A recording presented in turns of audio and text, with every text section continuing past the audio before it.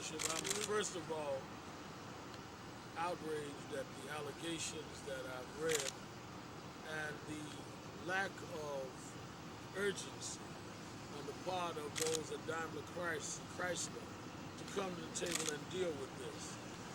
It is one thing to deal with blatant racism in the South 40 years ago when all of us here were too young. It's another when you deal with institutional racism, where they're more polished, they're better dressed, they're better managed, they're better manicured, but the results are the same. We're redlined, we're not allowed to get car loans, we're not allowed to get franchises, we're not allowed to do business on the same level of other people. If people have a two-tier level of doing business with us, then they should have a secondary level of consumer dollars coming from us. Amen. If we can't enjoy the same bank loans and car loans and franchises and financing for franchises as other consumers, then they ought not enjoy our consumer dollars. Yeah. I promised when I said I would run for president that I would not in any way abort my civil rights activities. So when the bishop got in touch with me, I said I would take a day off to come and do this because I promised I would not stop being an activist. And I want to put them on notice that National Action Network around the country will join Bishop and his coalition to do what is necessary for Chrysler to come to the table and deal with this lawsuit fairly. But there's no way that we will have people drive themselves into a double standard and drive themselves into a situation where they're not treated fairly. There's no car that is so comfortable that we can relax in racism. They don't put enough cushions in seats for that. They don't have enough good rear view mirrors for that. And we want the owners and CEOs and chief executives who meet here to understand that there's no commercial slick enough for us to be insulted and act like we're not insulted. So this is just the beginning. I hope they engage in conversation, or we're prepared to engage in a national confrontation. Thank you. Stop the bigotry! One second. Reverend Sharkin and Bishop Day, what would you say about these derogatory comments that were made in these boardrooms?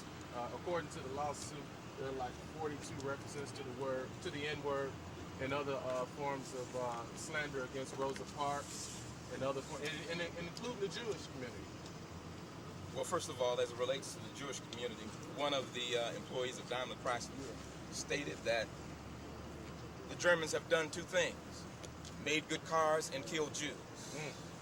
Another statement is that had it not been for Rosa Parks, those niggas would still be on the back of the bus. The only thing that they deserve is to get a loan for a Schwinn bicycle. Dang. That kind of language by anyone in this country ought not be tolerated.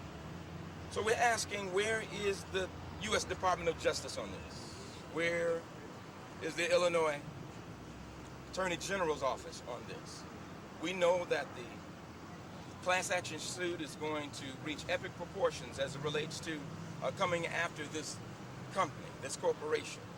And we're asking the question, where is all of the support from all of our other black officials, our black leaders? Where are you when someone blatantly disgraces you and your race, openly, publicly? These statements have allegedly taken place with 10, perhaps even 15 witnesses standing by. So where are the people to cry out and say, no, you can't say that. You can't speak that way about people. So what we're doing is, again, on a nationwide level, we're calling for the insult level of the African American to get to the point where it is efficacious, where now we can begin to do something. We don't have to spend our money with people who don't want our money. We don't have to spend time with people who don't want us. We have value in and of ourselves.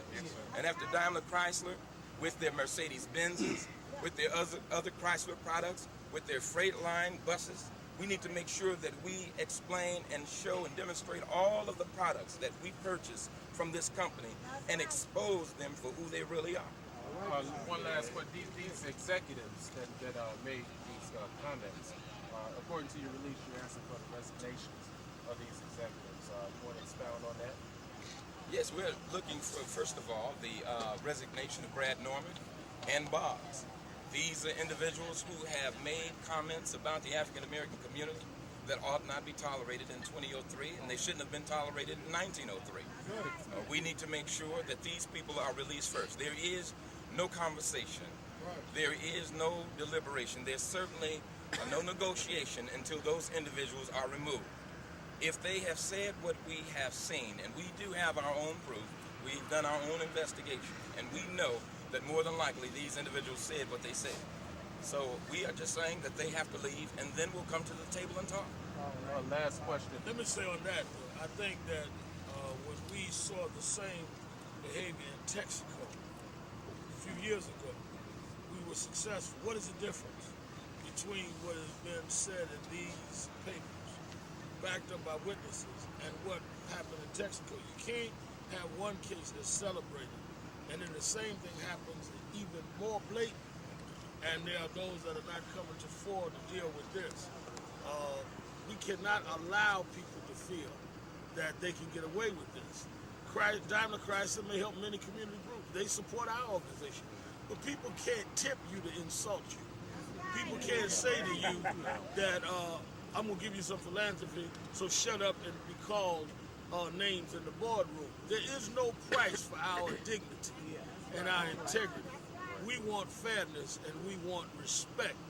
Otherwise, we cannot participate in being consumers of people that don't respect us. Well, would this include minority dealers? As you know, Chrysler, the big three automakers, lag behind the other two automakers in minority dealerships, black executives on boardrooms. No, this includes all of that. You can't have us in a position where Chrysler as the top three has the least amount of franchises, least amount of dealerships, least amount of executives at the top.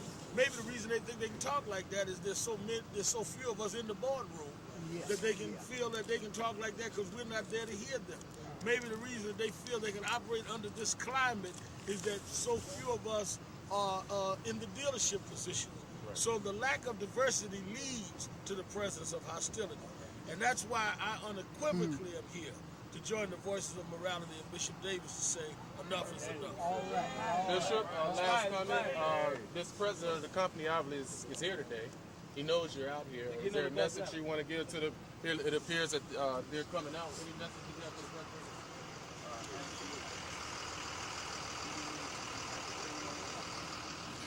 And as a foreign-owned company, we want to know if Germany is fighting side by side with our troops. And the answer is no. They are not fighting side by side with our troops, but they feel it okay to call our people names. And so what we want to send a message, we just want to send a message, and that is, it is over. It is over. All right, very good. We're going to meet with them in the bus. Yeah. But we won't meet in the back of the bus. All right. All right. Y'all just want to bring her up in here?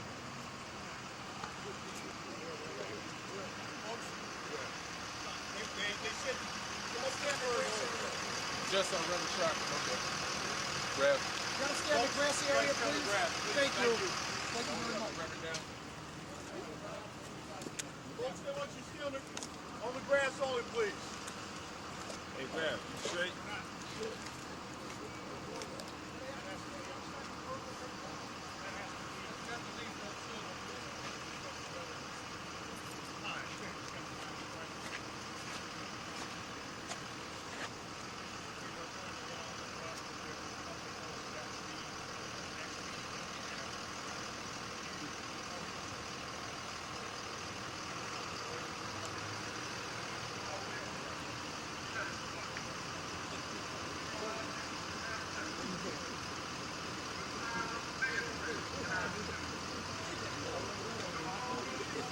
The minister.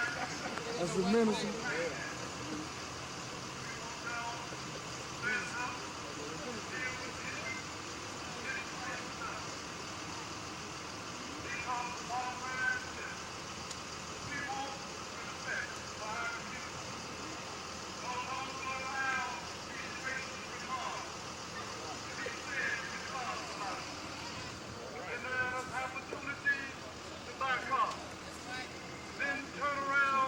because